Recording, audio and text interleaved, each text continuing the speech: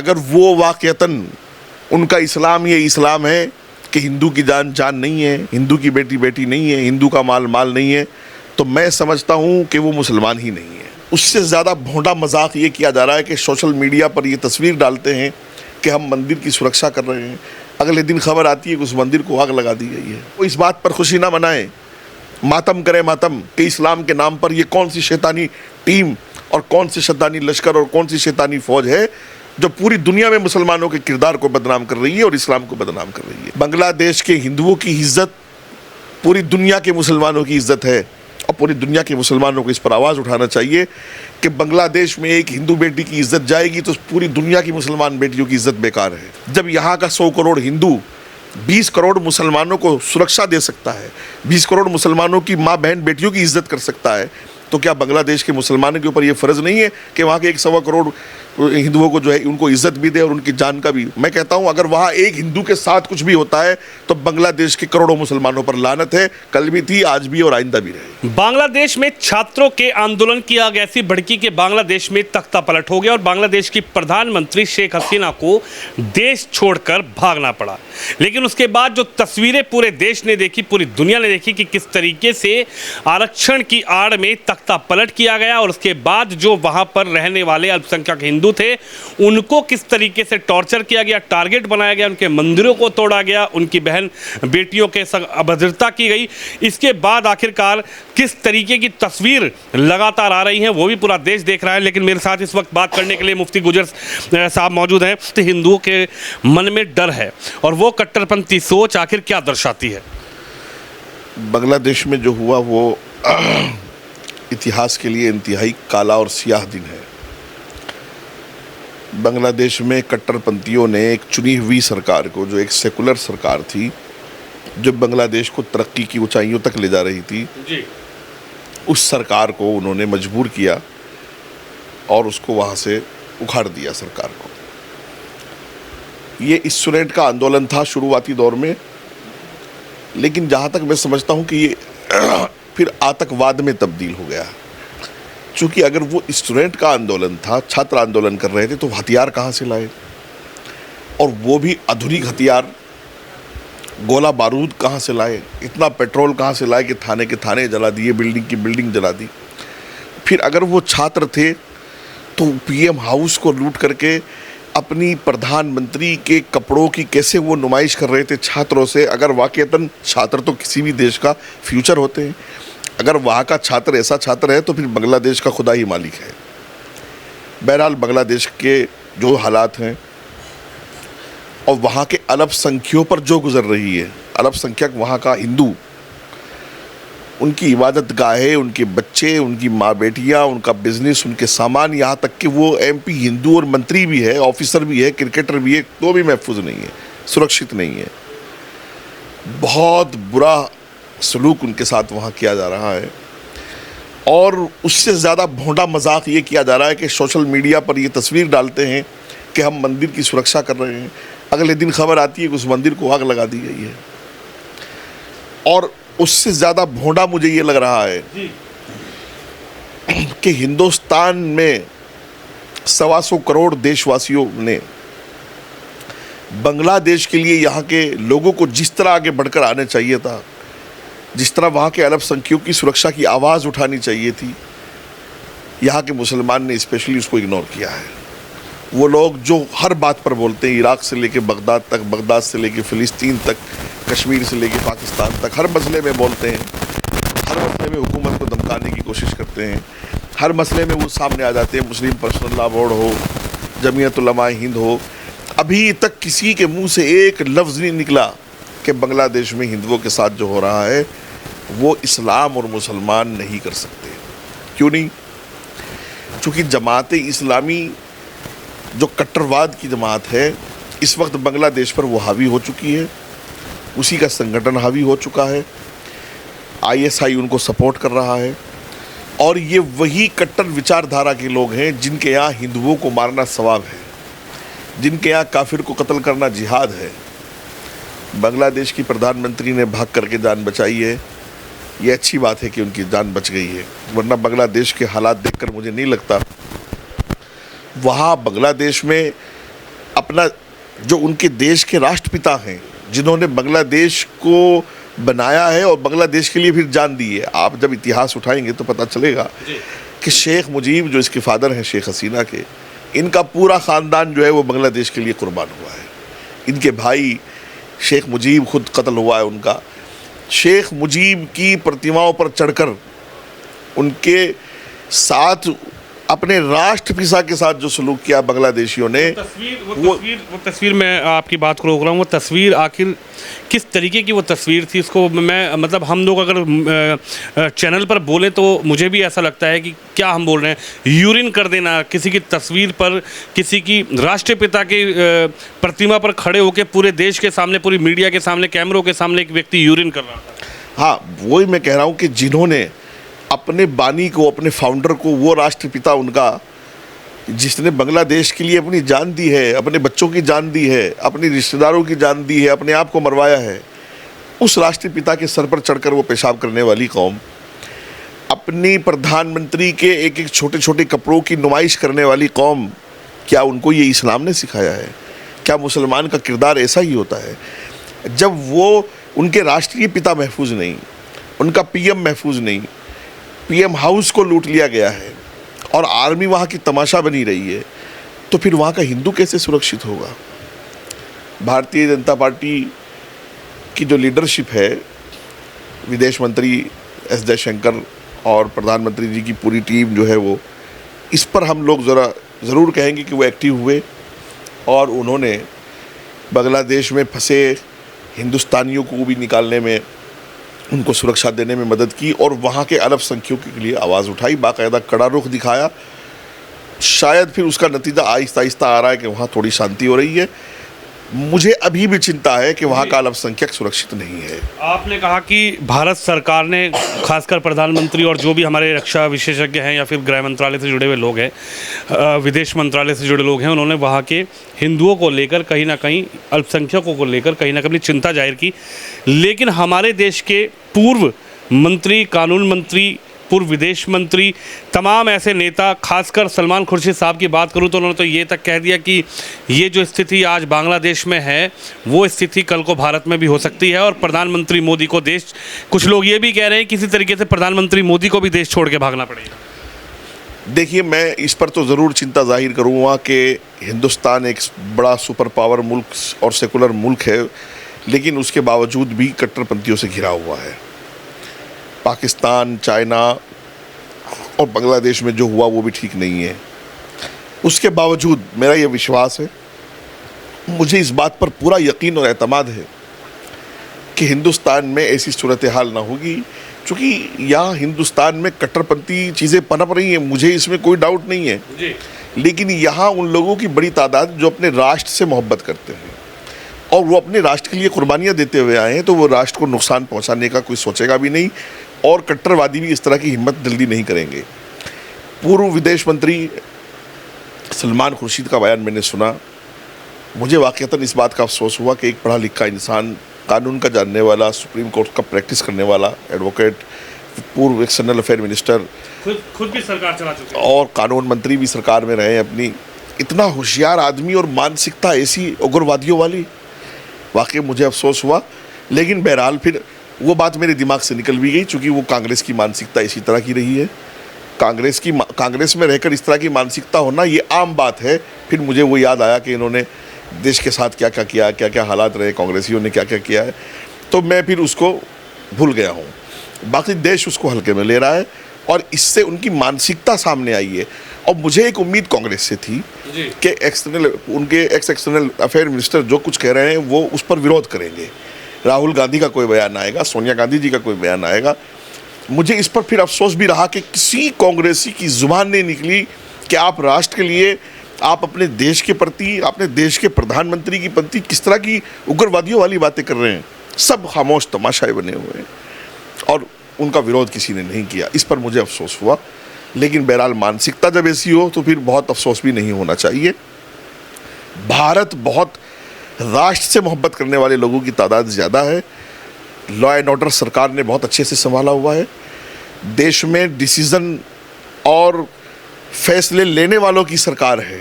मोदी इंतहाई ऐतिहासिक और अजीम शख्सियत हैं और उनकी पूरी टीम। इसलिए कट्टरवादी लोगों को मैं एक मैसेज देता हूं कि वो यहाँ के लिए सोचे भी मत, वरना उनकी नस्लें इस तमाशे को याद रखेंगी। लेकिन साहब, आज मोहब्बत की दुकान खोलने वालों के लिए आप क्या कहेंगे? जो मोहब्बत की दुकान की चर्चा 2024 के चुनाव में चली, उससे पहले से मोहब्बत की दुकान खोलने की बात चल रही, लेकिन उस मोहब्बत की दुकान के असर को आखिर बांग्लादेश में क्यों नहीं दिखाया गया? वहाँ के लिए क्यों नहीं कहा गया राहुल गांधी, प्रियंका गांधी, सोनिया गांधी, कांग्रेस पार्टी की तरफ से कि भाई वो भी जो हो रहा है वो गलत हो रहा है, वहाँ भी हमारे भाई हैं, वो भी अल्पसंख्यक हिंदू जरूर हैं लेकिन वो हैं तो कहीं ना कहीं इंसान ही। देखिए, देश में एक ऐसे लोगों का एक बड़ा ग्रुप है जो यहाँ नफरतों को बढ़ावा देता है, जिनका काम ये है कि अगर विनोद की मॉब लिंचिंग हो तो उनको कोई फ़र्क नहीं पड़ता, और किसी इकराम की, किसी इस्लाम की मॉब लिंचिंग हो तो पूरी दुनिया में शोर मचाते हैं, यूएन तक को लेटर लिखते हैं। चूँकि उनके लिए विनोद की जान नहीं है और इस्लाम और इकराम की जान है। आप सेम सिनेरियो समझिएगा, सेम हालात समझिएगा बांग्लादेश और फ़िलिस्तीन को लेकर के, या बांग्लादेश और हमास को लेकर के, कि जब फ़िलिस्तीन और हमास, चूँकि हम खुद खिलाफ थे कि हमास और फ़िलिस्तीन में जो कुछ हो रहा है आज भी हम उसकी निंदा कर रहे हैं, इंसानियत मारी जा रही है, बच्चों के साथ जुल्म हो रहा है, सब कुछ, और जितनी मजम्मत की जाए इतनी कम है। लेकिन क्या हम उसको जायज़ ठहराएंगे कि जो हमास ने इसराइल पर हमला किया था, हम ये कहेंगे कि वो भी गलत था? बांग्लादेश में हिंदुओं के साथ जो कुछ हो रहा है, ना जमीयत की ज़ुबान खुलेगी, ना कोई मदनी सामने आएगा, ना कोई मुस्लिम पर्सनल लॉ सामने आएगी, ना कोई इस्लामिक स्कॉलर सामने आएगा, ना कोई इस्लामिक प्रोफेसर सामने आएगा, और सब खामोश तमाशा रहेंगे। चूँकि उनके नज़दीक हिंदू की जान नहीं है, मुसलमान की जान है। उनके नज़दीक उन हिंदुओं को मारना सवाब है और ये जिहाद है, और वो हिंदुओं को मारने का पुण्य समझते हैं, उनको कत्ल करने को अच्छा समझते हैं। वो ISI वाली और तालिबान वाली और जिहादी सोच है, मानसिकता है, और उसी मानसिकता के वो लोग हैं। तो इसलिए मुझे कोई अफसोस इन लोगों पर नहीं हो रहा है। कोई ढोल इन्होंने नहीं बजाने थे, इनको तो खामोश तमाशा देखना था और अंदर से खुश होना था। लेकिन मैं आपके चैनल के माध्यम से फिर मैं ये रिक्वेस्ट करूँगा अपनी सरकार से कि वाक़ईतन बहुत चिंता है उन लोगों को, मुझे इसमें कोई डाउट नहीं है, लेकिन बांग्लादेश के अल्पसंख्यकों को, उनकी सुरक्षा के लिए जो भी कड़ी से कड़ी बात हो सकती है वो हमारी सरकार को करनी चाहिए, चाहे उनको कोई बड़ा कदम भी उठाना पड़े। 1.25 करोड़ हिंदू, स्वाभिमानी बंगाली हिंदू, वो मुझे लगता है वो अपना देश छोड़ के कहीं नहीं जाएगा जी। उनकी माँ बहनों की इज़्ज़त महफूज रहे, उनका कारोबार सुरक्षित रहे। और मैं बांग्लादेश के मुसलमानों को भी बताना चाहता हूँ कि तुम पूरी दुनिया में इन हिंदुओं के साथ ज्यादती करके क्या बताना चाहते हो? ना तो ये इस्लाम है और ना ये मुसलमानों का, मेरे नबी का किरदार है, ना ये दीन का किरदार है।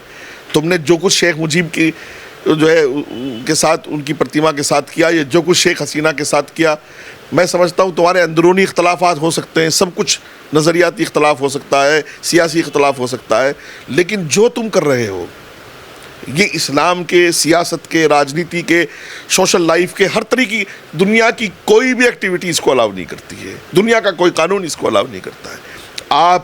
मैं कहता हूँ बांग्लादेश के हिंदुओं की इज़्ज़त पूरी दुनिया के मुसलमानों की इज़्ज़त है, और पूरी दुनिया के मुसलमानों को इस पर आवाज़ उठाना चाहिए कि बांग्लादेश में एक हिंदू बेटी की इज़्ज़त जाएगी तो पूरी दुनिया की मुसलमान बेटियों की इज़्ज़त बेकार है। अगर बांग्लादेश में किसी एक हिंदू के कारोबार को आग लगाई जाएगी तो दुनिया में मुसलमान कौम लानत का शिकार है, और वो इस बात पर खुशी ना मनाएं, मातम करें मातम कि इस्लाम के नाम पर ये कौन सी शैतानी टीम और कौन सी शैतानी लश्कर और कौन सी शैतानी फौज है जो पूरी दुनिया में मुसलमानों के किरदार को बदनाम कर रही है और इस्लाम को बदनाम कर रही है। इस्लाम, बांग्लादेश के मुसलमानों पर फ़र्ज़ है वहाँ के अल्पसंख्यकों की इज़्ज़त बचाना, उनके कारोबार को बचाना, उनको तहफ़्फ़ुज़ देना। जैसे इस हिंदुस्तान में जहाँ जहाँ कुछ शैतानी की कोशिश हुई है और वहाँ मुसलमान कम था, तो वहाँ सनातन और हिंदू भाइयों ने आकर के उनकी मस्जिदों की भी हिफाजत की है, वो हरियाणा हो, वो पंजाब हो, वो महाराष्ट्र हो, मध्य प्रदेश हो।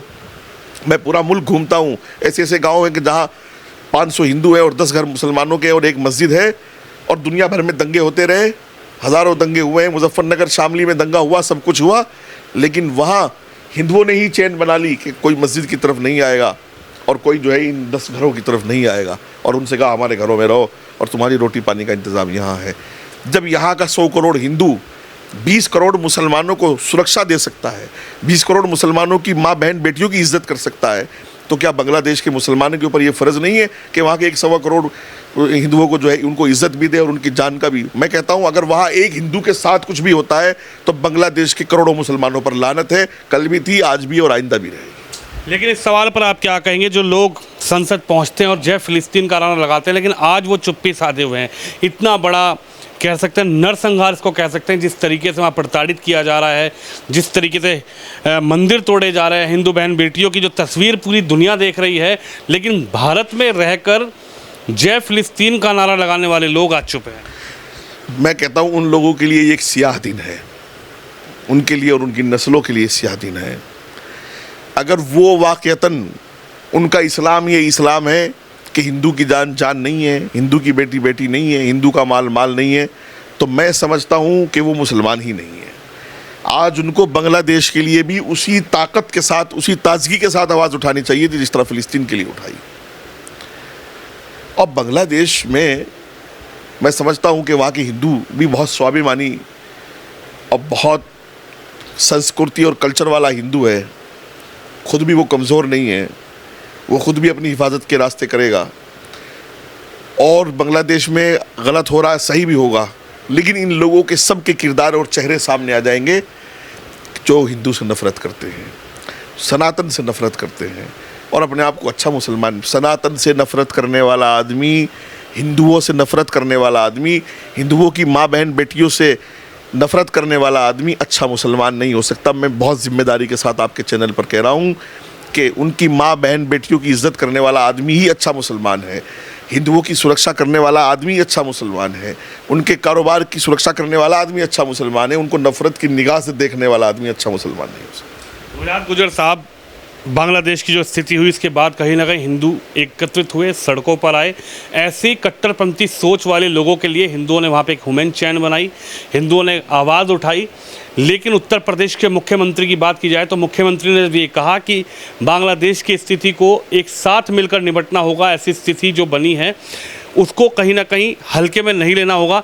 आप मानते हैं कि योगी आदित्यनाथ के एक भाषण के बाद भारत में भले ही कुछ नेता चुप हुए हों, इस पूरे प्रकरण पर कुछ नहीं बोल रहे हों, लेकिन वहाँ पर हिंदू एकता जाग चुकी बहुत, चूँकि योगी आदित्यनाथ की फैन फॉलोइंग, वो हिंदू हृदय सम्राट हैं, वो एक मुख्यमंत्री को मैं समझता हूँ कि उनके लिए छोटा पद है। एक मुख्यमंत्री का पद योगी आदित्यनाथ जी जिस कद के आदमी हैं और जितने बड़े वो धार्मिक और सनातन के जितने बड़े आदमी हैं, वो एक चीफ मिनिस्टर का पद उनके लिए कोई हैसियत नहीं रखता। लेकिन चूँकि राज धर्म और गद्दी पर आकर भी बहुत चीज़ों को सही किया जा सकता है, तो उनका ये फैसला भी दुरुस्त है कि वो चीफ मिनिस्टर हैं। वो एक शेर दिल, शेर बब्बर, चूँकि एक ईमानदार आदमी की जो ताकत होती है, भगवान से, ईश्वर से, अल्लाह से, खुदा से जो इंसान का टच होता है, उसको जो ऊर्जा और पावर होती है उस आदमी के अंदर, उसकी दहाड़ पूरी दुनिया में सुनी जाती है।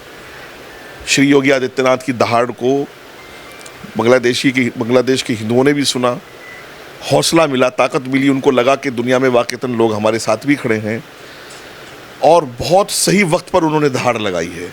और पूरी दुनिया के योगी आदित्यनाथ उन लीडरों में से एक लीडर हैं कि हिंदुस्तान नहीं, पूरी दुनिया का हिंदू उनमें अपनी अकीदत आस्था भी रखता है, और पूरी दुनिया का हिंदू उनको एक अच्छा नेता और एक अच्छा धार्मिक गुरु और एक सनातन का बड़ा आदमी मानता है।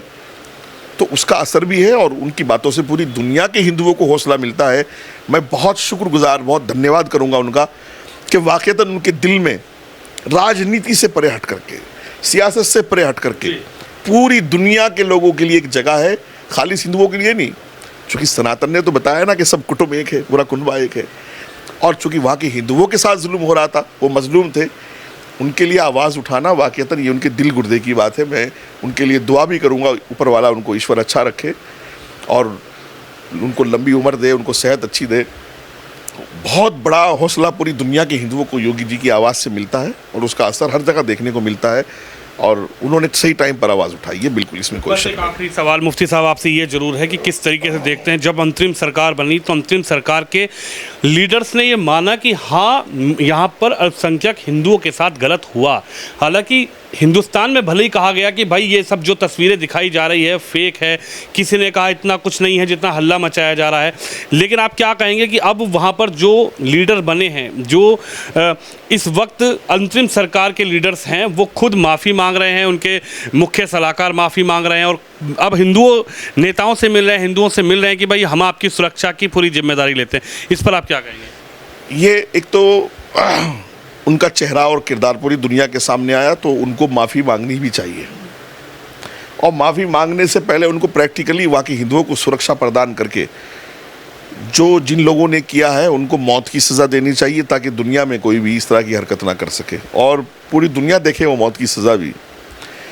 नुकसान की भरपाई करनी चाहिए और एक एक हिंदू माँ बहन बेटी कारोबार की सुरक्षा करनी चाहिए। और मैं समझता हूं कि इसमें भारत का बहुत बड़ा हाथ है कि भारत ने पिछले एक हफ्ते में जिस तरह का दबाव, जिस तरह का प्रेशर मोदी सरकार ने बनाया है कि ये उसका रिजल्ट आ रहा है और आएगा और मैं समझता हूं और प्रेशर बनेगा। और पूरी दुनिया के हिंदुओं के लिए मोदी जी इस वक्त जो है वो हिंदू हृदय सम्राट हैं और पूरी दुनिया के लोगों के लिए वो एक अमन का पैगाम है।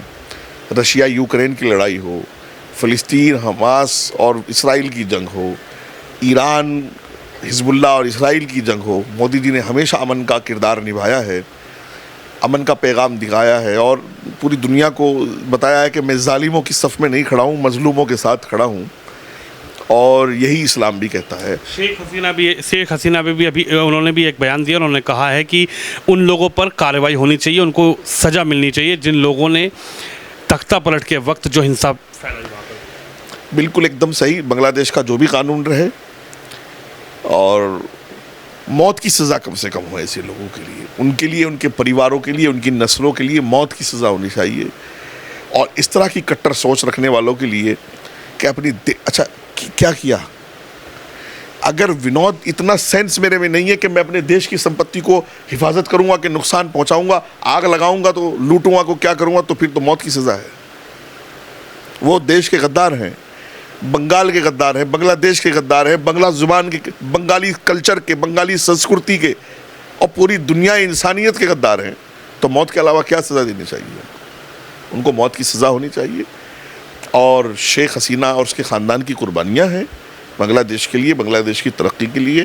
बांग्लादेश की आवाम को भी सामने आना चाहिए। बांग्लादेश की आवाम ने चुन के इनको प्रधानमंत्री बनाया था, वो आवाम सामने आए कि हमने चुना है, हमारे चुने हुए प्रधानमंत्री को आपने क्यों निकाला है देश। उनको भी हिम्मत करनी पड़े। ये विनोद एक मुसीबत ये है कि अमन पसंद आदमी जो है वो दब जाता है और कट्टर जो है वो हावी हो जाता है। इससे पूरी दुनिया में नुकसान हो रहा है। मैं चाहता हूँ कि अमन पसंद लोग भी थोड़ा सामने आएँ और वो मुकाबला करें और मुझे उम्मीद है कि बांग्लादेश से लोग सबक लेंगे। कट्टर लोगों का सर कुचलने के लिए किसी तरह की कोई रियायत, राष्ट्रद्रोह के, कट्टरता के, देश की गद्दारी के जो लोग हैं करने वाले, उनके खिलाफ सख्त जो है सर कुचलने की स्कीम होनी चाहिए। कोई रियायत का खाना नहीं होना चाहिए, चाहे वो हुर्रियत के लीडर रहे हों। मोदी सरकार ने करके दिखाया है। यासीन कहाँ है सबको पता है, कश्मीर में जो लोग आतंक फैला रहे थे वो कहाँ है सबको पता है।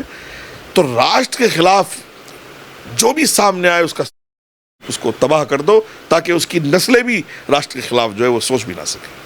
तो हमारे साथ मुफ्ती गुजर मौजूद हैं जिनका ये कहना है, मुफ्ती वजाहत गुजर साहब, जिनका ये कहना है कि ऐसे लोग जो कट्टर सोच के साथ जिन लोगों ने बांग्लादेश में हिंसा फैलाई है, ऐसे लोगों को सज़ा जरूर मिलनी चाहिए। कैमरामैन शिवम यादव के साथ विनोद शर्मा, दिल्ली से।